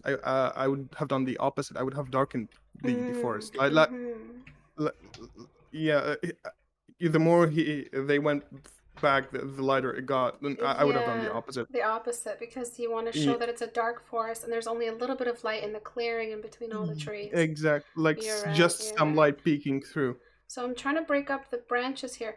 Trees are repetitive, it's just what they do. But you're right, it does feel like it's a bit copy But pasted. i- So I'm a lot just of gonna cake can be interrupt. done with the branches. Yeah. Yeah, So I'm gonna just try to show a couple of different levels. At least I think what Ahmed meant was that most of the branches were like on the same level in the yeah, illustration. I think if we just choose different levels for the branches, it'll kind of make them feel a little less th- they feel repetitive. like different. Yeah, they feel like they have the same length and they are like parallel and like they feel like too perfect. Yeah, You yeah, yeah. know? So let me see if I can. And trees can have so much character with branches. Mhm, mhm. Y- Yeah, you know, like the Halloween vibe trees. They have like this swirly curve. Twisting. Yeah, Yeah, yeah, yeah, yeah. yeah, yeah. Maybe it's not this type of tree, but yeah, you got a Yeah. point. The one thing I did like about the trees is that this seems like a very symbolic, mystical type of character that's bald, simplified, very simple sash, very simple body of water. Everything feels so clean that it feels like some kind of 3D model. You know, it feels like some kind of um, artsy movie, like it's coming out of Yeah, this yeah. artsy. So I like the simple trees because it feels like an alien artificial projection of some kind, Mm. which it makes it have that Prometheus feel. Um, I uh, was gonna say the yeah, engineers from Prometheus. yeah, Yeah. yeah, yeah. So that's something I did like about the trees. They felt a little bit like they're from that. But let's try some of the changes you made. So I'm gonna make you choose the light environment. So you chose dark. Let me see, how do I want to do this? I'm gonna use just the total darkening. So how dark, so not looking at the character, how dark do you want the background to be? Uh, I can't judge it without looking at the character because I don't know. Mm, For me, darkening it is like the way for me to make the character pop as a silhouette. Like okay, be so let me get the character out. So the character won't be a silhouette anymore. The background has to be lighter for the character to be a yeah, yeah. silhouette. Yeah. For me, like when I say silhouette, I just mean The contrast. Like for outline. The me, outline, yeah, yeah, yeah, yeah. It could be light on dark or dark on light. I just yeah. words are hard for it. Yeah, I'm um, sorry, guys. English is my second language. well, you're doing great for a second language, right? Like, wow, you're Yeah, doing great. yeah. I'm not even an American. Yeah. Yeah. And I'm Oh, gonna, all these movies. all the movies, yeah. So I'm just casting some shadows, just like that. I feel like you're right. I feel like the background could have been a bit darker. Yeah, Definitely. That really did help, especially the subsurface scattering. I love that, by the way. I I love know. that courage this artist had to just put all the pink there. And for me, I'd have just been like, oh, I'm just going to put pink just on the outsides, maybe make it Yeah, wherever the skin is stretched the most. But they broke the rules and they added the pink everywhere. And for some reason, that just works for me. I it just love it. works. It Yeah, works. just It's something beautiful. about that simplified Prometheus engineer feel. You know, it really, really works. So what we understand at this moment is that the light is coming from the moonlight. So I'm going to grab that spotlight brush that I use regularly. Where are you? And, oh, that's a tiny brush in this canvas. And I'm going to just bring in some kind of moonlight. Obviously, I'm going to edit it, but I just want it to show a break in the trees somewhere where that light is coming in and creating this spotlight. That's the reason why we're seeing all this pink skin. We need light to prove that this pink skin is visible. And then what I'm going to do is just delete away. I love this piece too. It really has that magical element. And sometimes Halloween, you know, it doesn't have to be classic Halloween. It could be that creepy skinning character that looks a little bit like the Hellraiser Prometheus feel. You know, Prometheus, that movie specifically, is definitely a movie I'd watch during Halloween. That is one creepy freaking, you know, plot line. So it doesn't have to be exactly, you know. I don't know if Yeah, Ahmed is still with. Oh, he is. it's a Okay, shame. great. Yeah, it's a shame they didn't have time to complete it. I I would have loved to know, see them I complete. Yeah, know. I encourage them to complete it if, you know, if not for classes, for their portfolio. yeah. Definitely, definitely encourage them to. So that light, you know, it takes a little bit of work to really bring everything together, but I think that light will really help us with the rest here. Mm. So, if I'm looking at it right, they wanted to have like the inside of them be the second light source. Am I right?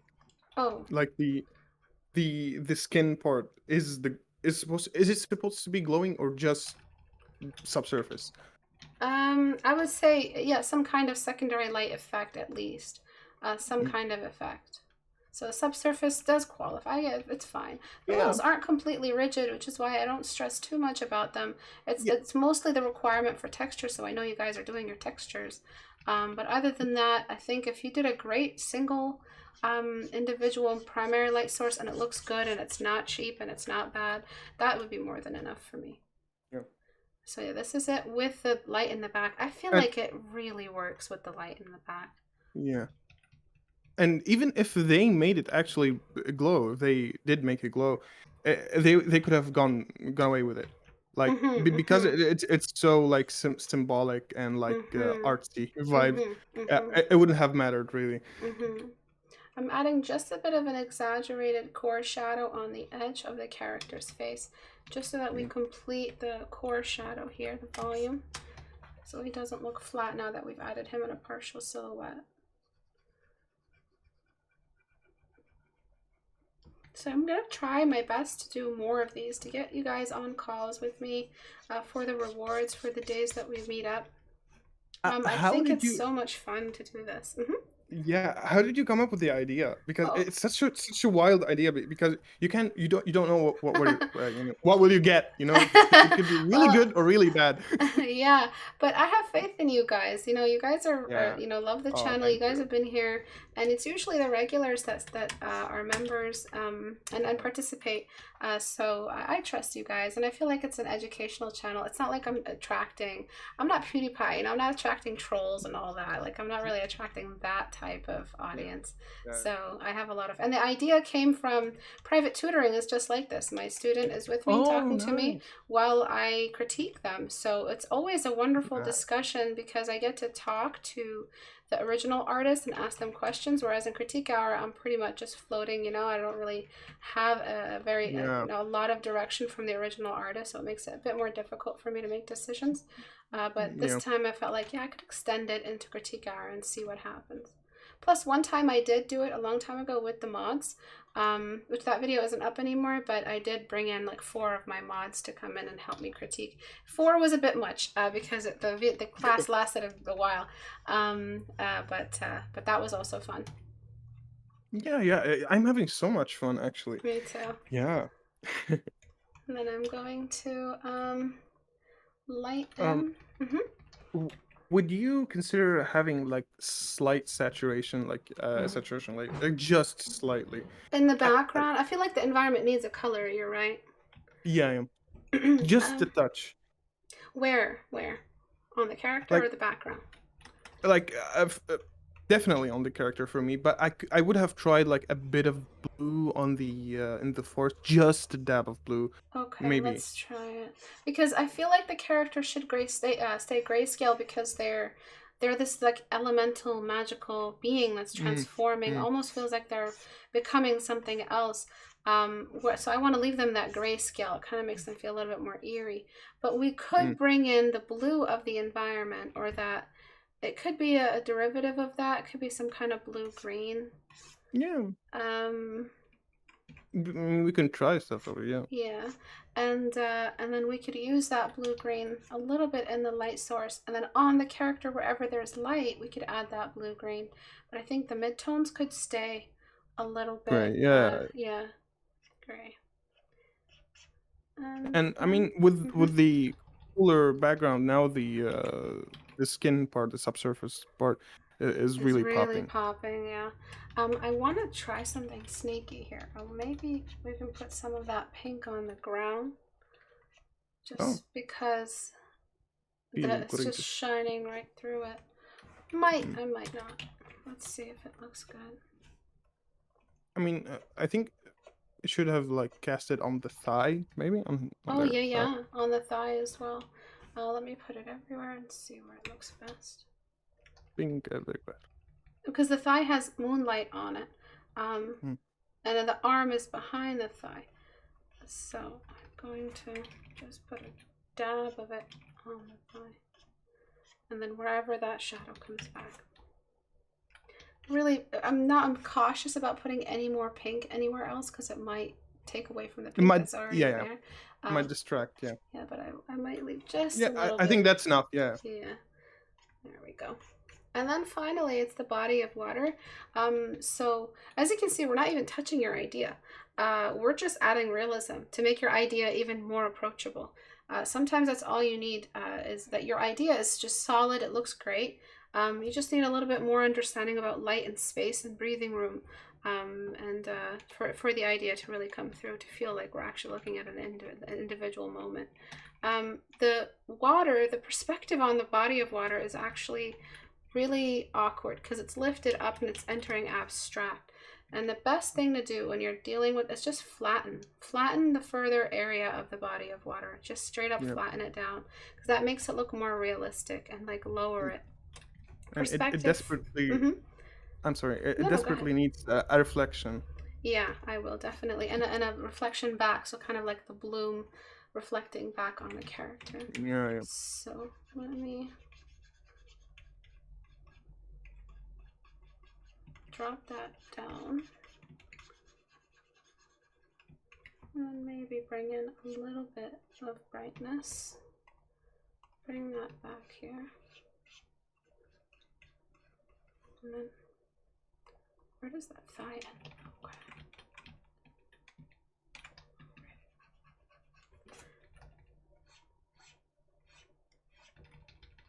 And I don't feel like you have to put such a hard border on the outside border of the water. I feel like it really doesn't need that. And I mean, then, most bodies of water just like a sand beach. It doesn't just have an edge. edge, exactly. Tapers. Yeah. And actually, the water when it's affecting the sand, it has like more contrast. It adds like contrast to the wet area of the sand and stuff. So it's not just a hard edge. I don't know why Photoshop does that stupid elongation thing. That edge.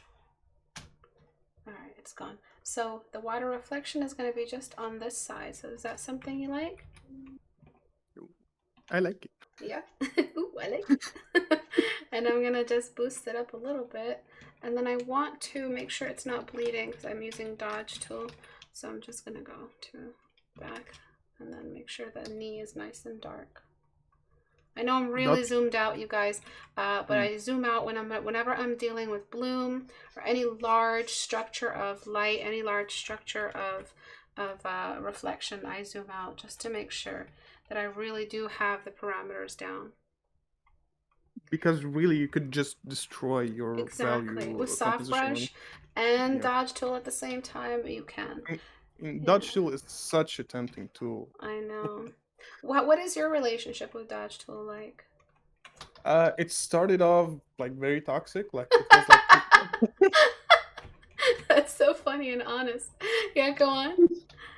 Yeah, I mean, like it was so tempting at first. Like it has so much like glare and beauty. But then when I looked at it again, I was like, oh. Yeah, something about it feels so cheap, right? But then I restrained myself and like start to control it. Yeah, you will go back to all the tools that you are limited, from using. You will go back to all of them, even the crazy ones. You just have to understand that they have no role in your development as a student, because you can't play with those kinds of tools unless you have the maturity and awareness of the importance of a core shadow. Once you learn that the core shadow is everything, dodge tool is a danger to it. And when anything is a danger, it's like your child, when anything is a danger to your core shadow, you're going to kill it, you're going to get rid of it. So that's what the professional relationship with dodge tool is like, is it's a threat to everything you've been working on thus far. Exactly. It could destroy everything really quickly. Yeah. I'm going to get burn tool on midtones. That's why I use midtones on both dodge tool and burn tool settings, because midtones is actually a really tame version. If you only have it on shadows and highlights, you're gonna find that you lose control a lot quicker. I'm adding just a bit of a core shadow on his torso. I added that bloom, and let's take a look at the before and after. Lots of cropping, which is annoying, but we'll see if it works. So before, after. Nice. It's a bit more saturation, the light. But not that saturated. It's just the right amount. It's just enough, yeah. And we didn't touch the illustration at all. We didn't really do much to it. We kept the character exactly as we like them, and we just added that little bit of light to explain the character a little bit. But if you feel like the before had that simplicity to it, had that abstraction to it, that was also really nice. The reason why the before is still so tempting to keep is because your edges are so crisp and so freaking clean. And the rim light up here is so perfect, and the pink is the perfect temperature. That's why I really like this piece. It feels really, really strong. But the after just means that we're bringing in some kind of light source. You can, if you want to add spooky factors to it, add that graduating shadow at the top. Oh. So, not sure if this is something you might like, but let's try it anyway and see if we like some of it. And a little bit at the bottom, just to make it a bit more of a dark scene. So before, after. Lovely. Before, after. It added that fog. So remember the light source here, this direct light is visible only because there's a fog. Like if your room is dusty and there's light coming in, you see the rays. So there's that fog texture that we've added, which you might not like because you wanted everything kind of super clean. Yeah, it still works. That works. Yeah, and then we did this one. Oh, this one. Okay. Yeah, I think one more before we get to yours. So this one is like phenomenal detail, unbelievable detail, right? Go ahead, Ahmed. When I saw this, like my mind blew away.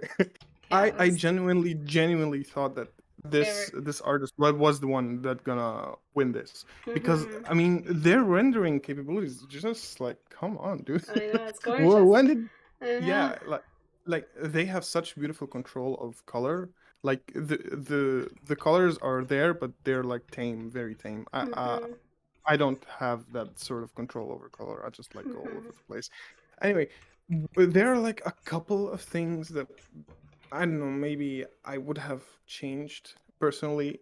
It's for me, it's too vertical.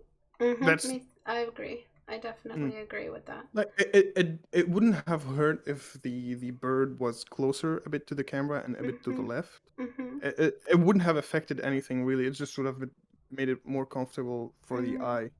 Yeah. Yeah. Go ahead.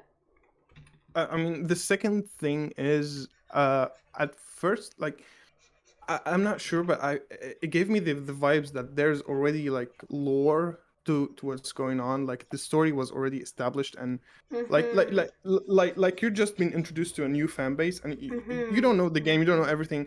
Like there are some really nice details in the bird, like the what type of bird, the symbol on their hands, and the design of the creature. Like there's like ideas that clearly are like thought out, but for me they're like a bit obscure. I know, maybe I'm missing something out. I know, you could help me. Yeah. But yeah, these are like my two main points with this one.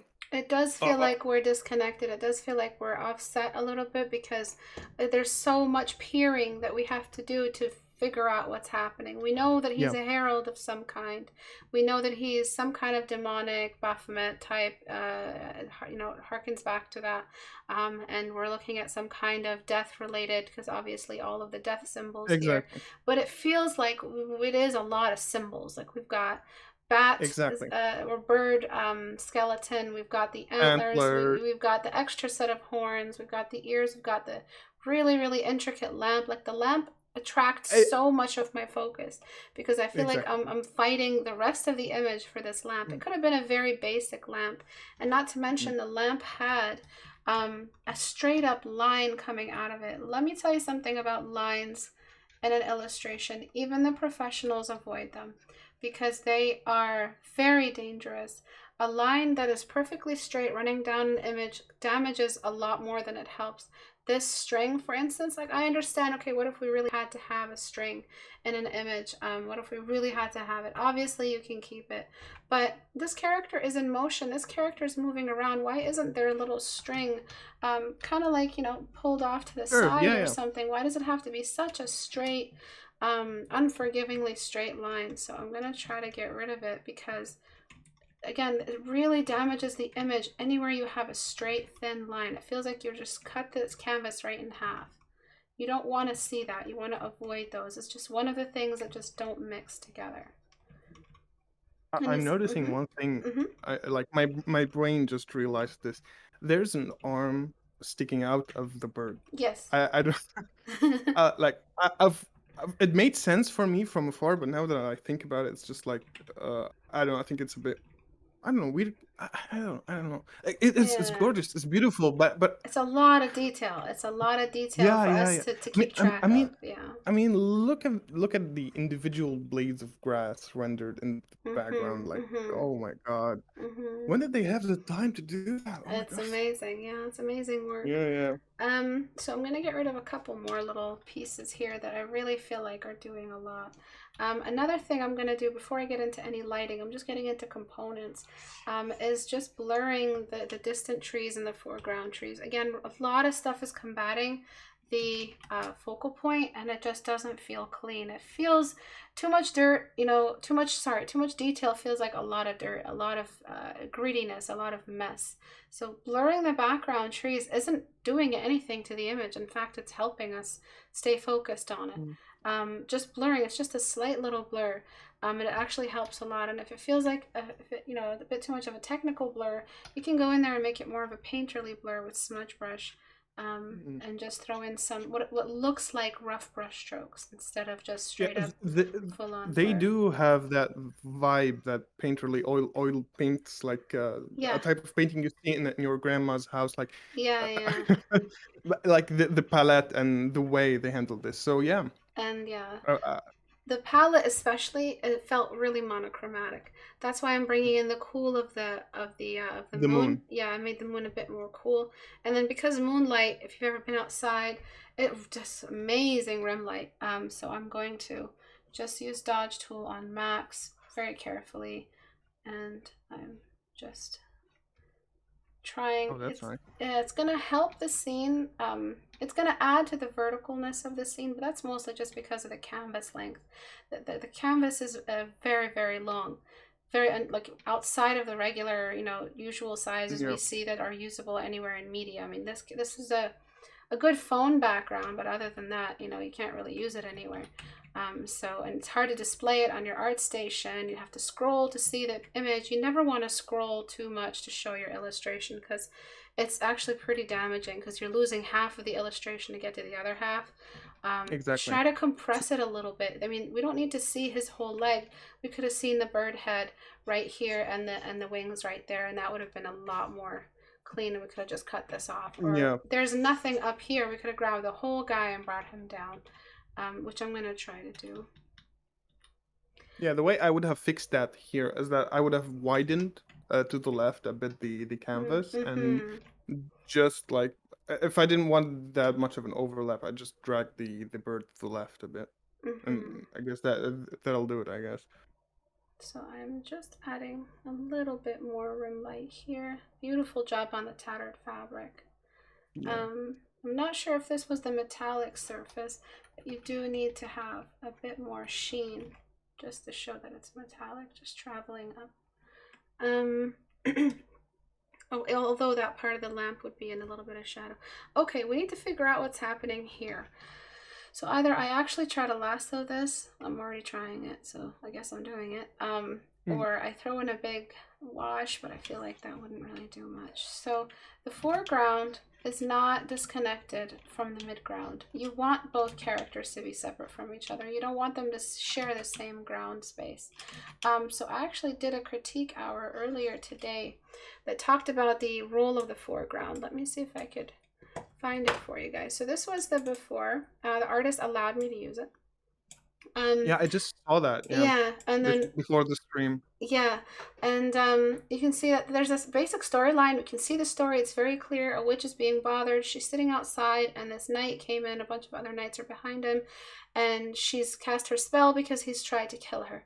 Very clean storytelling. However, it feels very empty. It feels very just they're both sharing the same ground level, almost the exact same horizon line. Take a look, and then the after is where we've separated them completely from each So other. much depth.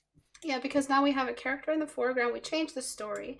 We got rid of the so let me overlap. Awkward Yeah, chair yeah, outside. the awkward chair outside. And then we've just let me see if I could do it that way instead.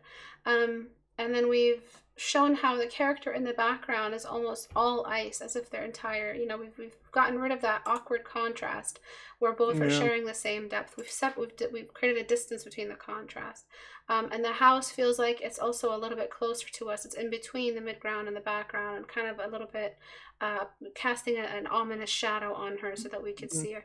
And then we've completed the storyline. We've added a little bit of a flower here. Maybe that's what they're after. That's what they're trying to get, is this magical flower. So whenever you guys have characters that share the exact same horizon line, like that actual, like that area in front of each other, sitting right in front of each other, that's when you're going to have issues with depth, because there's no way that you're going to create a distance between them that way, and we need that distance between them.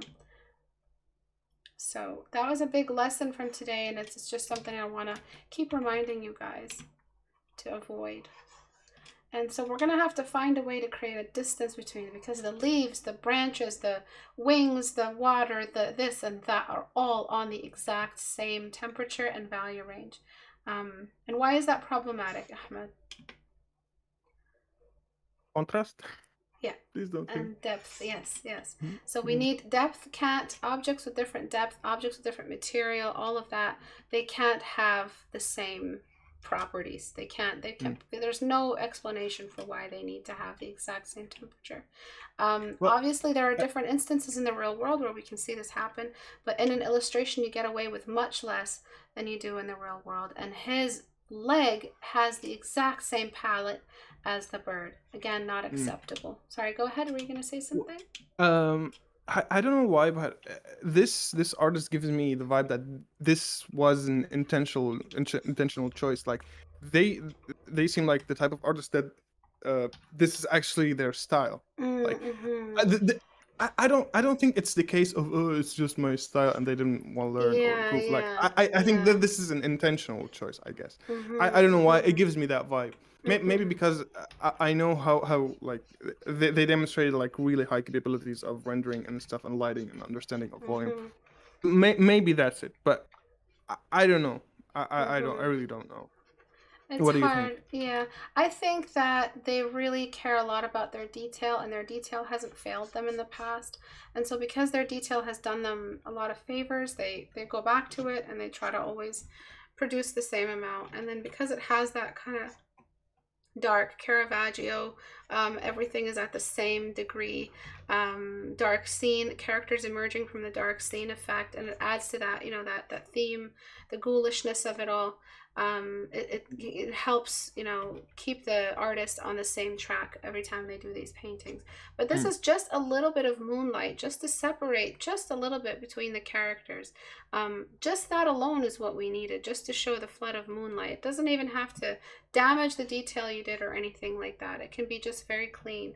And then another thing that happened is that the wings are completely underdeveloped. The wing tips right here are way too light for this light environment. They should be a lot darker. And this is what they're supposed to look like right now. So either you get the lamplight, which is a lot stronger than it should be, or you get the moonlight and reveal the wings. But the wings almost seemed like they were still cell shaded and they hadn't been rendered yet. Do you think we would get some subsurface scattering on the left wings from? We might. I don't think it'd be that strong, but we might. Yeah, it wouldn't hurt just to try a little bit. Okay, but that alone has brought in a new color for the palette, and we can go back and blend it out because it's a lot of detail for me to paint over. Yeah, and that alone created so much distance between the two. Between the two of them, yeah. Yeah. And I feel like that's where you had, you fell off a little bit, whoever the artist is you just had almost little to no separation between the two of them. And anytime I've got to squint to make sense of the painting, that's when you got to go back and fix that depth, fix the separation between the characters. Sorry, go ahead. No. It wasn't something important, but yeah. Do you think the little hand of the bird is actually a bit too close to the leg of the creature? I don't know. There's I'm looking that. at it There's the from afar. proximity. Yeah, there's the proximity issue that it's a bit close. And then there's the way they did it. They just kind of made it into a really awkward division between the fingers. It almost looks like it's just two fingers. Or, you know, the thumb and the two fingers. So I'm just bringing that moonlight reflection in here, depending on how high the moonlight is. I guess we're breaking some of the rules. And I'm going to bring some of that color into the background so that the only yellow is around the lamp. And I'm going to make blue anywhere where we have the character. I'm going to add the blue anywhere where we have the character facing away from the lamp. So that's just to correct the palette a little bit. And we have a really nice terminator in between that we want to exaggerate. All right, so like the blue adds like a very nice subtle contrast to the colors. Contrast, yeah. So I'm going to see if I could move the hand. Oh, I need to move the whole arm. What am I doing? Son of a bitch. Alright. I'm gonna move the hand a little bit, so we are botching your painting. Sorry. You have such an elegant detail, and I'm just like destroying it. And then I'm just gonna clean it up. And then I think after we get those two fingers separated into like 4, we could finish up for today. We're skipping yours. I'm joking. Okay, see you later, guys. No, I'm joking. All right, and then maybe just bring those two together. And then bring in the other fingers. So you want the hand, which is stretched out and tiny, you want it to feel like it's actually begging this, you know, this death god for help. They're actually begging for release or saying, please take me with you. And then instead you kind of just, not only did you extend the detail into even the fingernails of the victim here, but you made them too small and really sharp. So they really attracted a lot of the viewer's attention. These little fingers here. So you got to take your time and make them a lot more expressive and give them the attention they need if they're going to have that big a stage. You have an entire open space and borders around this hand. You got to spend more time on it. And no more tiny details. You got to stop. You got to just cut the detail at one point or another. You got to stop it because it is a very small part of the illustration. It doesn't need any exclusive detail. We just need a clean kind of begging hand. I mean, detailing itself is something that really hard to control. Like for most like artists like myself, don't add too much detail. They don't know how to. So, but this artist does the opposite. They add so much to everything. There needs to be like a certain balance to like actually attract the eye to certain places. Exactly. Because in this case, there's like noise everywhere. It's not bad in a sense. It's really beautiful detail, and you can tell they spend so much time on it. But because it's everywhere, everything is so uniform. Yeah, and everything feels like it's equally important. And I want to feel like the stuff that is actually part of the plot is more important. So even if you have to, and I feel like you did use some stencils and photo bashing in certain areas. So I know it's hard to level down the detail in a photo because like, what do I do? You know, how do I make this less detailed if it's already pre-done? You can do that by getting rid of some of the leaves. So here I'd have gotten rid of some of them. You know, I'd have just made it a little bit more of a sparse plant, something like that. I'd have gotten rid of a lot more than these tiny little individual leaves, which we would not be seeing from this distance. We would not be seeing them that detailed. We'd see a lot more moonlight and shine on them than anything else, especially those two, which look great there. It's no doubt that everything looks good together. But at this point, what's the most important? What is really the main thing, and what do we need to spend time on as the viewers to look at? And should you really spend time detailing something that we won't even spend 2 seconds on? And how long does someone really spend looking at an illustration? Like, do we time it? Sometimes it's a minute, sometimes it's 30 seconds, and then they flip through to another illustration. You know, if they're going through someone's channel or Instagram feed. So how long are we really expected to look to appreciate every individual detail? We're not really going to spend that much time looking at your illustration. We just want, and then because you're not thinking about that, you're sacrificing certain individual story marker areas for the sake of the general detail. Look at how much I can detail, look at what I can do, and then you've sacrificed your story. So that's why we want you to stop detailing this much, because we aren't spending that much time on your illustration, and your excessive detail is starting to damage the way we appreciate what really is important in your illustration, which is this guy, and the moonlight. I mean, if they can detail this much, they can definitely control it. Like, it's harder for someone who doesn't know how to detail to ask them to add detail, but for someone who does know how to, just like, don't do that. It might not be like that. It might be that it actually really is hard for them to stop, because then they're like, okay, so what do I do then if I'm not detailing? How do I make something simple? And I've been at that point before. I used to do freelancing, and I used to over detail as well, and it was really difficult for me to wrap my head around having something simplified and painterly, because painterly, I'm trying to just shorten the legs. I know they look awkward now and really silly, but it is a beast. It's a creature, so you know, who's to say this isn't how it's supposed to look? But anyway, but yeah, that's why I say painterly work is like for the professionals, because they really know where to put things to make them more simple. So it might be that this artist is having issues detailing. And then you have this tiny little line here from another tail that you had, and oh my, it doesn't stop. There's so much detail. And when we get rid of it and you don't miss it, that means it was not important. Do we miss how bright these leaves were? No. Do we miss that extra little branch here? I don't miss that. Do we miss the excessive detail we were looking at up here? I don't miss it. So that's how you know when you're over detailing, is that you don't really miss the stuff you're taking out. So just for the sake of the illustration, I had to shrink him, kind of make him dwarfish. So you're going to have to forgive that in the before. But let's do a full crop here. And this little guy, this dead guy, I don't know. Do I really need to see him? Maybe his 2 little feet are enough. But this feels more complete this way. Yeah. I guess the dead bird was part of the concept for the Narrative. transformation. Yeah. But we can see them still, and if you want to put a little bit of depth between this character, and that's just a basic fog, you want to put a little bit of fog here between them and show the little feet, you can. Okay.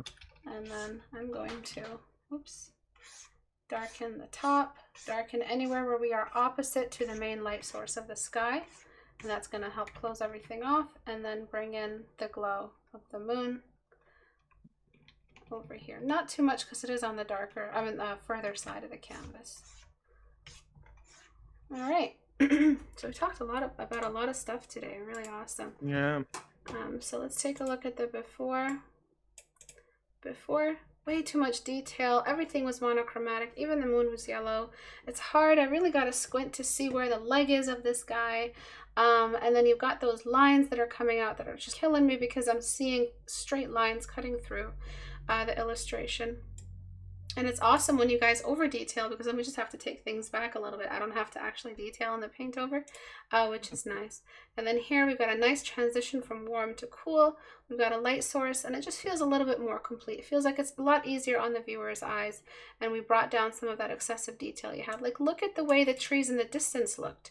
That's way too clear, especially for a nighttime scene. That is crisp silhouette. We don't even get that in the real world. This is like physics breaking level of clarity. We don't see that type of stuff, especially not a character in the foreground, especially not a camera focused on characters in the foreground. Yeah. We really don't need that much detail. So try to spend a little bit more time looking at how, and move for this artist in particular, if you want to fix this over detailing thing that you have, you want to look at movies, look at good photography, see how they blur, see how they limit access to detail, how detail is desaturated, how big the brush really has to be, or how small it really has to be for the edges of the canvas, because the rule is you can't use small brushes on the edges of the canvas, but you did. And that's where a lot of your issues come from. Okay, and the final one is Ahmad. So let me talk about what it is that I really like about it. I love the perspective. I know I'm looking at some kind of seance transformation. You kept true to the Halloween effect. You have the metallic surface, you have the tattered fabric, you have the light sources. I'm really, really proud of that. So talk to us about what your thoughts were for this one. Okay, so I'm not sure if you have it on Reddit, but I had Mm-hmm. like certain ideas in mind. When I first read the prompt, Mm-hmm. immediately what came to my mind were like two images. Mm-hmm. Something. I think you're familiar with Howl's Moving Castle, Mm-hmm. uh, the Hayao Miyazaki film. Mm-hmm. The main character, undergoes like a transformation. He transforms into like a crow and something. And I don't know why my mind went into that destination and Mm-hmm. something like that. Mm-hmm. So immediately I wanted to blend that with something like a werewolf slash Harpy, ritual. Like, yeah. yeah. I wanted to just mash a lot of like tropes, Halloween tropes together. Mm-hmm. Mm-hmm. So you get like witches, you get like werewolves, owls, or birds, or whatever, Mm-hmm. uh, uh, and that was the mood. That was the first Mm-hmm. mood, and then Mm-hmm. I did like three thumbnails of Mm-hmm. what I wanted to show. Mm-hmm. The first thumbnail revealed too much for me. Mm-hmm. Mm-hmm. Oh, okay, you're playing it now. Yeah, I'm gonna Uh, try to find it. Yeah. it showed like it was a completely different feeling, a completely different mood. Like she's enjoying herself, enjoying the transformation. Like Mm-hmm. for me, it felt a bit cheesy. Like it wasn't bad. It wouldn't have made a bad illustration. But for me, the second one showed a lot of. It had some ambiguity in the pose, like not a lot, but Mm-hmm. like you don't see the character's face. You have to like take a couple seconds to actually know what you're looking at. Mm-hmm. I don't know. The first one doesn't have an image. I remember. Mm. I'm The such a boomer. first this really cool concept for the transformation. Oh no, no, these are your comments. Sorry, go ahead, go ahead. I'm just gonna try to find it. Okay. Transformation So iterations. yeah, Okay, yeah. this one. Oh, this Okay, one's where she's enjoying herself? Yeah. yeah, she's like she's Mm-hmm. admiring her hand, watching her hand, like, and the feathers growing up her hand. Mm-hmm. The second one was like more a bit of a body horror type of Mm-hmm. Mm-hmm. like she's twisting and stuff and Mm-hmm. floating. C was a completely different approach to story. Mm. Like I overthought about what you meant. You should tell a story. Mm. I thought that for It's me like an in actual C, scene from a movie. Yeah. exact, and the transformation is not central to the illustration. It's actually the catalyst of a bigger story. Mm-hmm. Mm-hmm. Like in C, like the moon went up, she transformed, and then the village like chased her, like Mm. witch hunt type of. Mm-hmm. And now she's forced to reach into the a knife Mm-hmm. Mm-hmm. to protect herself, something like that. So Mm-hmm. I was really going towards C because I thought that like it's an entire story told, and it's really like I'm really proud in the composition with C, Mm-hmm. but I thought that it's way too complicated Mm-hmm. to like the prompt was clear. I shouldn't have overthink it. I Mm-hmm. thought, well, whatever. So I went with B, Okay. and I I got a think you lot of chose votes. the best one. Yeah, I think you chose the best one. It's about the transformation, so it's her own intimate moment with the transformation instead of a larger Exactly. story. So even though you did a great composition here and it's great, it looks like a scene from a movie.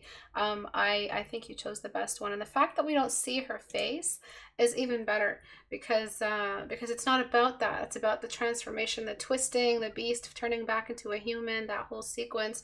It wasn't about showing the face, it was about showing the body and how it moves. So a couple of little changes I would add if she is a female. Now that we know she's a female, is this the other breast or the rib cage? Like, it was like a part of the rib cage, but there's a fold. I like there are some small bad decisions made here. Mm-hmm. I'm proud of it, but there's a lot of things to edit. So Mm-hmm. the other breast is hiding behind. One I feel like you should show it because it's part of the pinup experience. Like it's part of the whole twisting and revealing her femininity, and she's kind of like Yeah, transforming, but it's still a female. And the defining thing about a female silhouette is the breast and the waistline. So that we definitely need to see the other one to complete the rib cage because it's kind of hard because the other breast is a like a perspective marker. It's hard when we don't have the other one. Like how much is he twisting? Is this the shoulder then? If we see two exactly. mounds and it's obvious it's the breast, so we know this is Yeah, the yeah. torso and her Uh, back is d- just arching. Yeah. okay, I struggled a bit. Like when I saw when I showed this image to people, they really didn't know what they were looking at. Yeah, Uh, yeah. so I tried to push like to show a bit of the head and the breast. I'm like show some landmarks. I'm like you guys Mhm. know breast, right? And just enlarge the whole thing. Mhm. Uh, Yeah. and like I don't know, maybe in hindsight I would have chosen a slightly more rotated angle, not to show her face, but to imply a face, maybe an ear, maybe just like her Mhm. a Mhm. part of the ear or something. I don't feel like Like, we need it. I feel like it's actually really great without it. We mm, know what we're looking at, and we know it's this really, really extreme perspective, and we're looking at some kind of event. One thing that's missing is that you broke up the shape of the moon. We already have so much foliage around it. I think it would be really nice if we just have one relief point where we're just not seeing any yeah, foliage so that we can have some breathing room and complete the shape of the moon. yeah, that makes Unless it sense. was supposed to be a an eclipse. If it was supposed No, to be an no, eclipse, then that keep it red. But yeah, you made the environment color blue, but the moon red. The environment color is coming from the moon. That means the whole scene would have been red, like in I made it red because I wanted to have like in the cauldron bowl thing. It was blood. It was supposed to be blood. The Oh, okay, So okay. I actually didn't know how to control that because there is a Mhm. version where the blood was purple and it didn't read as blood for me. So Mhm. This is this fine. was Yeah. yeah, this was a bit of a dilemma for me because like the moon is blue but it's reflecting of a red surface. So Mhm. how does Mhm. that work? Mhm. So in the end I just like screw it, red. Yeah. Yeah. I put in a little bit of blue here just to help it, but I think, yeah, just a clean blue, a cleanish red surface with a lot of that black in there does wonders. You don't really need to overthink it. Mm, But yeah, you did amazing, and I'm really happy that you thank you equipped the so much. image with perspective. I love seeing that because you guys know I love when you guys are remembering that it's cinematic. You're asking the viewer to take part in the storytelling. Um, and the fact that we are part of her transformation, we're rising up with her, it makes it that much more appealing. There's Mm, nothing I really need to change. One thing I wanted to change when I saw the previews, which was how dark she was. We could barely see her, but then you did eventually add the light behind her, and you fixed that really promptly. So other than that, really, I had nothing to change. It looks like a mm. really solid scene. Well, Mhm, there's one thing I would have loved to know if you could help me with mhm, that. sure. Okay, I love bright colors, but sometimes I feel like in scenes like this one, okay, the colors are Halloweeny and stuff, but Mhm, maybe it could have used some subtlety. mhm, And that is just something I have not mastered yet. I'm still working on it. mhm, So like it's easy to fall for that because I like it. And I mhm. was like, okay, I like it, but Yeah. uh, So how you're do you actually how do you pull right. that off? So you're saying, how do I use less dramatic lighting? Well, Oh, it's colors. colors, In general. colors. Mm. Okay. So the colors are governed by the light environment. So you're saying you'd like to use more mild colors? I mean, less saturated colors, that would be nice, but Well, we're I, dealing with a I nighttime scene. So as soon as you made the background dark, that's when you basically made the decision for what the light source, what the colors can do, because the mm, colors in this case are being governed by the fact that it's a night scene, lots of rim light, lots of secondary light source required to reveal all of the shape that's being missing. If it yeah, wasn't for these lights, we wouldn't really see anything. We would exactly. just hear shuffling and we'd hear a character rising up. We wouldn't hear it. We wouldn't see any of this. So it's all going to be rim light and all saturation and light. So I think if you're having issues with managing basic colors, you should start painting basic scenes. This is not the scene to test your colors with, because it's just too intense. You've got moonlight, you've got a red reflection, you've got flames, multiple flames, and then you've got rain, and then you've got basically like a spotlight shining down on her. Those are all extreme glamour light sources. That's not what you use when you really want to fix your obsession with extreme light sources. You want to paint something where it's, a partially lit room, maybe a little bit of rim light coming from a window nearby, but not too much. Something like that for you to practice. This isn't a good stage to practice subtle colors with. Yeah, I see. So I just like chose the wrong subject to Yeah, test you that. did. Yeah, it's not, I wouldn't say, if I was trying to get my student to work better with midtones and perfect their midtones and not rely so much on epic light, I would not assign them a nighttime scene, because nighttime scene, the only way to see anything is if you get epic light. I would assign something midday or something overcast, something like that. There's some questions. Quick Reddit question. I made a late submission, but my post seems not to be showing up. Is there something I need to fix in order to get it to be visible? Oh, I'm so sorry. How late was your submission? My late 2 hours ago. So you submitted it right when we were ready to go. I told you guys to yeah, I'm afraid we're out of time. I'm so sorry. I would love to take a look at it, but we are hitting 2 hours already. I'll try to take a look at it next time and see what I can do for next session, just to take a look at it separately. But yeah, you uploaded it like right before we finished, right before we started working. I mean, it was technically October 28th. So.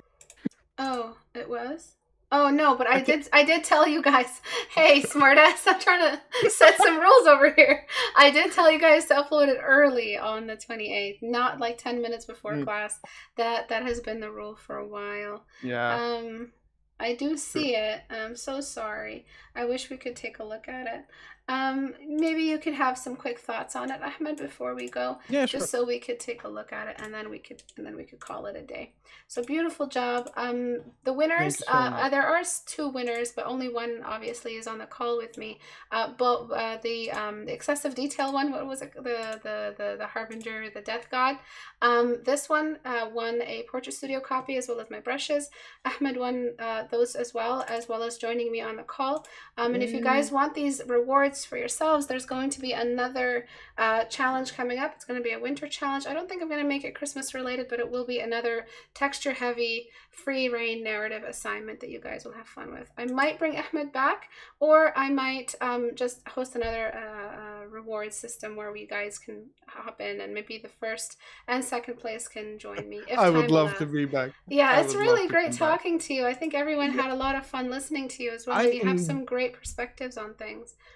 Thanks so much. I really enjoyed this. I don't know. I really like to critique people, but yeah, it's great. And you're such an active member of the community. I love community members like that. That's so great.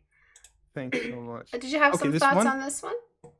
Okay, first of all, too horizontal. Yeah, I was right on that. Oh yeah, okay. Way too horizontal. We didn't lose any information. Yeah, exactly. I still can't tell what's really going on. Yeah. I don't know if it's the monitor is too bright for me, but the concept of the transformation itself, There's a tree branch holding a lamp, and the character seems to be washed up and dying. But the tree is like, hey, I'll save your life, buddy, but you got to sell me your soul. And then there's a little other hand from the tree holding a trophy of some kind, or a hammer of something, other unit of magic that's used to take this character and bring them back to life. They've got a hand made out of armor.